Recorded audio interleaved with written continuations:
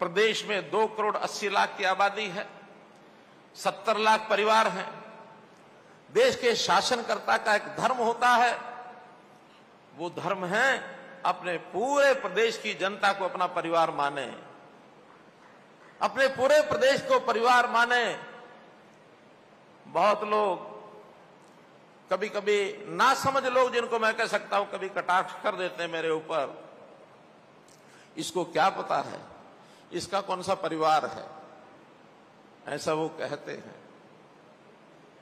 और मैं कहता हूं हरियाणा का 2 करोड़ 80 लाख लोग ये मेरे परिवार के सदस्य हैं, इनका दुख सुख ये मेरा सुख दुख है, मुझे ये करना है।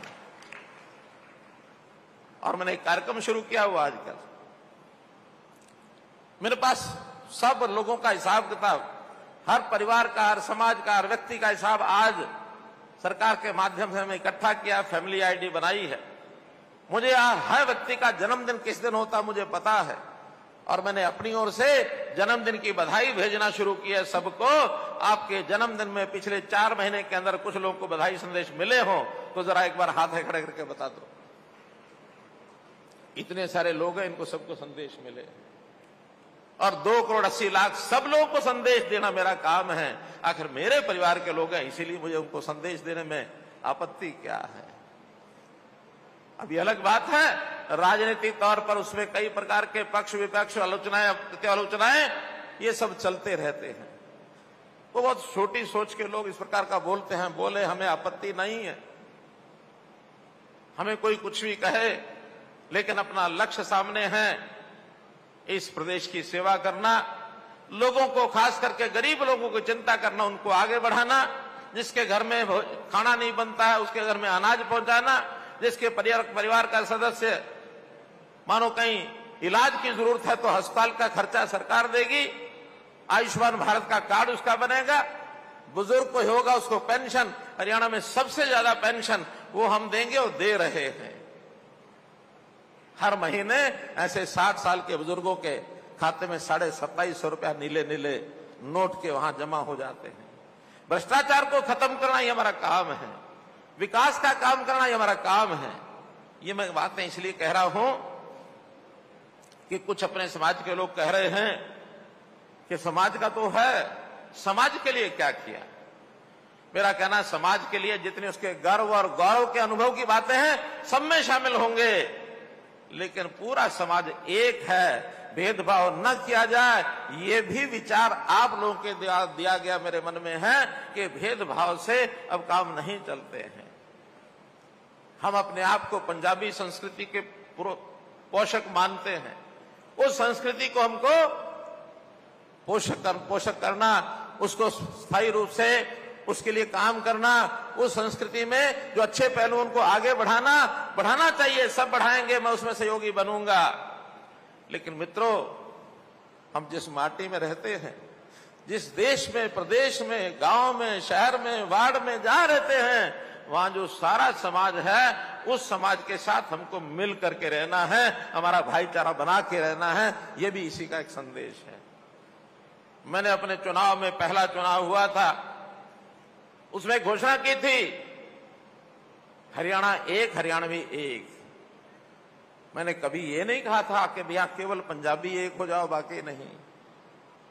हम सब जहां पंजाबी संस्कृति के पोषक हैं, वहां प्रदेश के नाते हम हरियाणवी हैं, ये विचार मन में बैठा के हमको चलना पड़ेगा।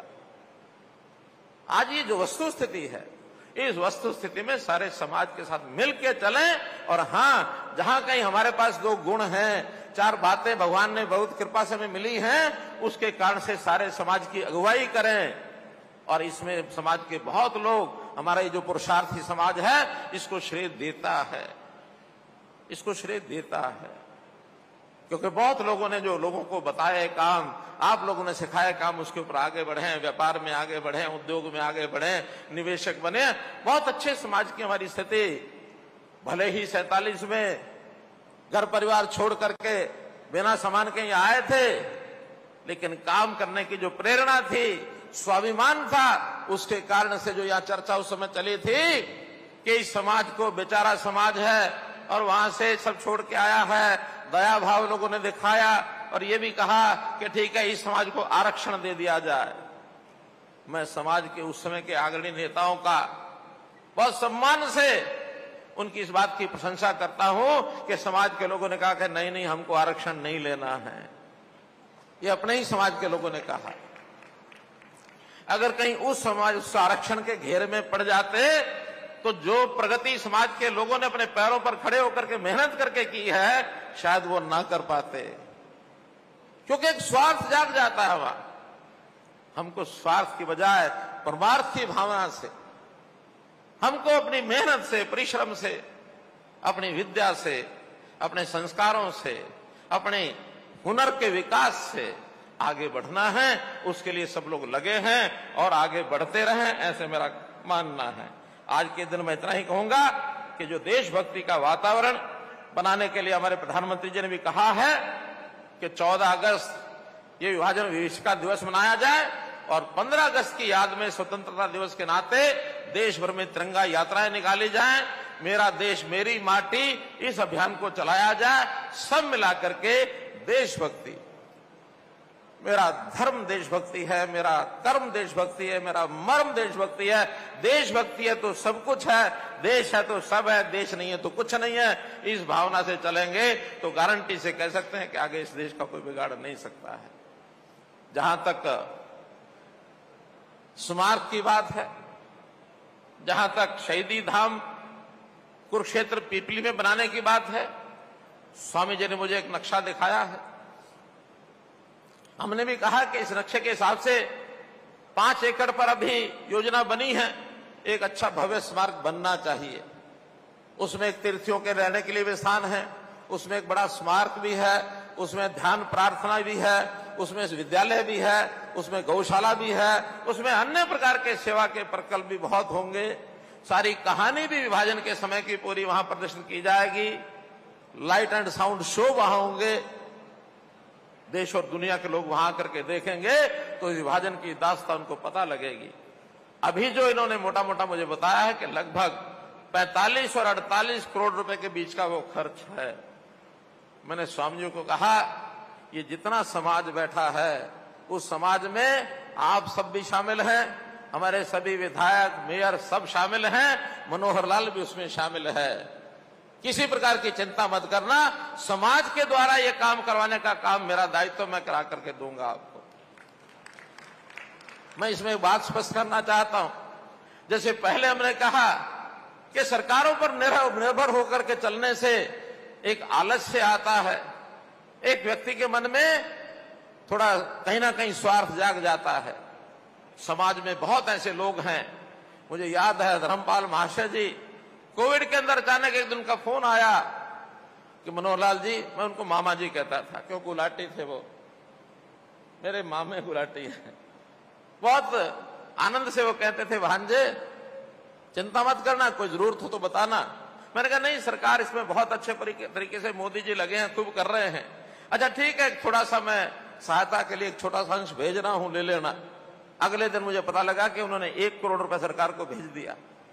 मैंने कहा सामाजिक कामों के लिए, कहने लगे मेरा जिंदगी है कि नहीं है, मैं अपने परिवार में बाकी लोग कह के जा रहा हूं, सामाजिक कामों में जब भी कभी कोई आवश्यकता जितनी पड़े उतनी मैं देने के लिए तैयार हूं।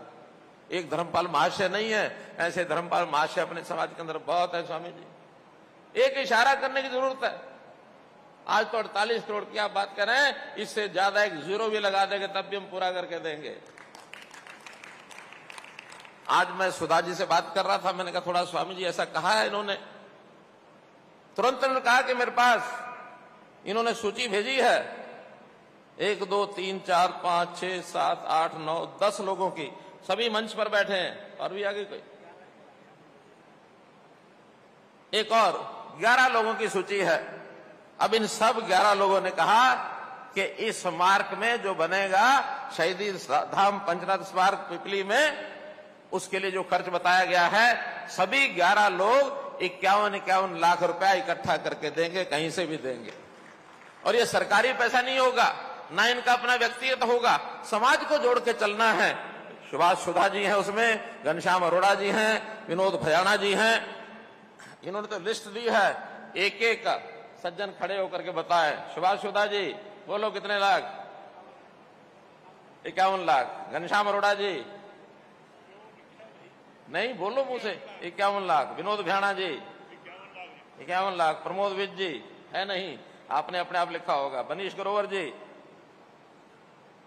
51 लाख। गौतम सरदाना जी 51 लाख। सीमा त्रिखा जी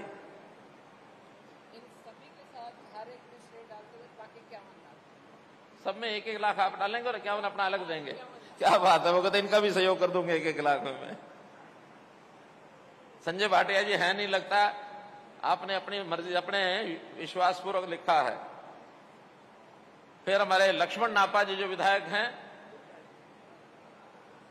क्यों आप भी योगदान करेंगे? अपने आप तो नहीं लिख लिया इन्होंने, आपने कहा है, चलिए ठीक है। अब इसमें हाँ मिड्डा जी भी हैं, कृष्ण मिड्डा जी वो चले गए हैं इसलिए मैंने बोला नहीं है। वो अगले एक कार्यक्रम था उनका, 4 बजे छुट्टी लेके गए हैं। और पहले चरण के इस सारे कलेक्शन में समाज के बाकी लोगों से भी लेंगे, लेकिन मेरे अपने जो व्यक्तिगत संबंध हैं, मैं फिर कह रहा हूं, सरकार से इसमें देना बहुत जो सहायता, जो सहयोग, जो डिपार्टमेंट्स के छोटे मोटे कामों का होगा वो तो सब कराएंगे, लेकिन सरकार का जो धन है वो एक ट्रस्ट का धन है। और ये पंचनद स्मारक ये भी एक ट्रस्ट है। और आपकी जानकारी के लिए ये पंचनद स्मारक ट्रस्ट, इसमें मैं भी सदस्य हूं। और ट्रस्ट का एक नियम होता है, कोई ट्रस्टी एक ट्रस्ट से दूसरे ट्रस्ट में पैसा ट्रांसफर नहीं करा सकता है। अगर कानून के जानकर बैठे तो बता दे, वरना मुझे इस ट्रस्टी यहाँ की ट्रस्टी छोड़नी पड़ेगी, तब मैं सरकार से दे सकता हूं। वो अलग बात है, सरकार से सहयोग कराएंगे, लेकिन मैं अपने प्रयत्नों से, जैसा 51 लाख 11 लोगों के हुए हैं, ये 5.5 करोड़ रुपया है। 5.5 करोड़ रुपया मैं अपने संपर्क से और इसमें अपना योगदान कराऊंगा। कुल मिला के 11 करोड़ रुपया आज इस सभा में आपसे हम करते हैं, वादा करते हैं। इसके आगे बढ़ने के लिए स्वामी जी आप बैठे हैं, आपके तो इतने लोग हैं, एक थोड़ा सा संकेत करेंगे तो फट हो जाएगा। मैं फिर आपको इस बात का विश्वास दिलाता हूं कि ये काम पैसे के बिना नहीं रुकने देंगे। समाज में बहुत लोग हैं जिसको भी इशारा करते हैं वो ऐसे सामाजिक कामों के लिए आगे आ जाते हैं। अगर कहीं इस प्रकार के ट्रस्ट के लिए CSR के पैसे का अनुमति होगी तो हमारे पास CSR पैसा खर्च करने वाले बहुत लोग हैं जो कहते हैं हमारा पैसा कहीं खर्च करवा दो। उनकी मजबूरी है पैसा खर्च करना, अगर उसके अंदर होगा तो बहुत आसान होगा, अन्यथा और भी कराएंगे। और जहां तक स्थानीय जो हमारा पंचनद सेवा ट्रस्ट है, इन्होंने अपना अच्छा काम किया है। 21 लाख रुपया पहले भी इनके पास भिजवाया था और 21 लाख रुपया मैं अपनी ओर से इनके लिए घोषणा करता हूं। और मुझे तो पहले बताया नहीं था, मंच से ही स्वामी जी ने आह्वान किया है। तो जो शिवधाम योजना हमारी है, उस शिवधाम योजना में से यहाँ का जो क्या नाम रखा है शमशान का, शिवधाम या कुछ और है, शिवपुरी, तो यहाँ के शिवपुरी से हमारी शिवधाम योजना में से 21 लाख रुपया उसके लिए भी मैं मंजूर करता हूं। तो इस प्रकार से कभी भी हमारे दूड़ाराम जी ने कुछ विधानसभा के नाते अपनी बातें स्वाभाविक है क्योंकि उनको मौका मिला रखना ही थी, अलग से उनसे सारे कुछ करके, क्योंकि इस मंच से ये मंच उस घोषणा का नहीं है, अलग से जो यहाँ खास करके बाढ़ प्रभावित इलाके में कुछ लोगों का नुकसान हुआ है, उस नुकसान की भरपाई के लिए हमने 28 तारीख तक जो क्षतिपूर्ति पोर्टल है उसमें भरने के लिए कहा है। 28 तक है, 18 तक है, 28 तक है, 28 है, 18 है या 28 है, जो दी है डेट है उसकी है, उस समय तक सब अपनी एंट्री उसमें करें। उसके तुरंत बाद जिसका जितना नुकसान हुआ है उसका नुकसान की भरपाई की जाएगी। इतनी बात कहते हुए मैं अपनी बात को समाप्त करता हूं। बहुत बहुत धन्यवाद, बहुत बहुत आभार।